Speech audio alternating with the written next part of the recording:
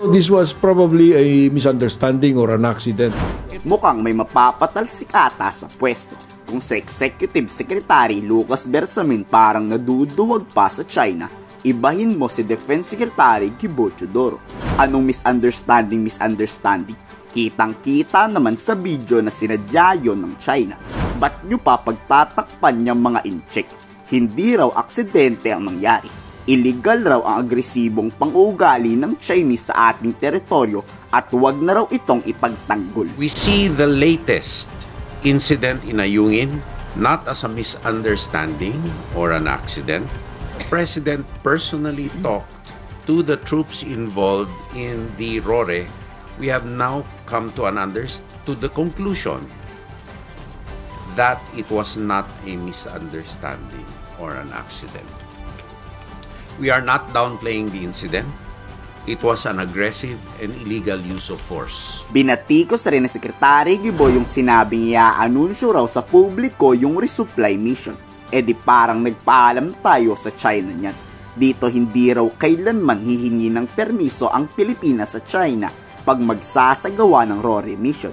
Hindi China ang bossing natin na dapat sundin. Seek neither permission nor consent from anyone in performing our sworn duties in the West Philippine Sea.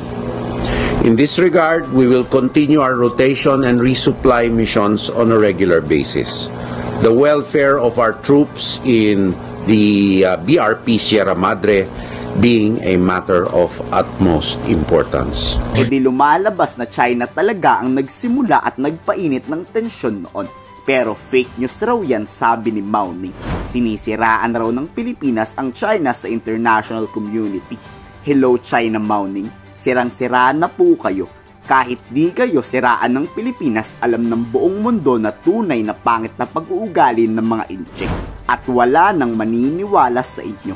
Dito muli kasing sinisisi ng China ang AFP na tayo raw ang nauna at gumanti lang ang China. 敦促菲方停止侵权挑衅，停止误导国际社会。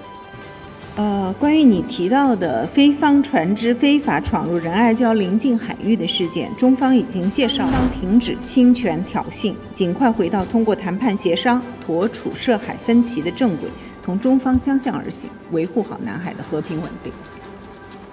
Muli namang iginit ni PBBM na sa harap ng aksyon ng China, di tayo magiging sunod-sunuran sa kanila.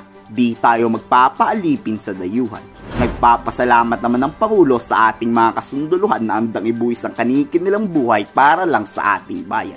Makakaasa raw ang AFP na walang hanggang suportang matatanggap mula sa pamahalaan. Kailanman ay hindi tayo magpapasupil at magpapaapi kahit na kanino man. Kayo ang halimbawa ng isang bagong Pilipinas. Kayo ay isa sa aming inspirasyon para lalo pang pagbutihin ang aming sinumpahang tungkulin.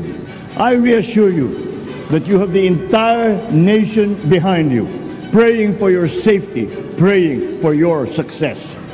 The Filipino people is grateful for your dedicated service and to the families that support you. The government will continue to provide all your needs and look after your welfare and your family's welfare. Kung kayo kaya ang tatanungin, mas gugustuhin nyo bang lumaban sa China o maging alipin na lang sa ating sariling bayan? Ikomento sa baba ang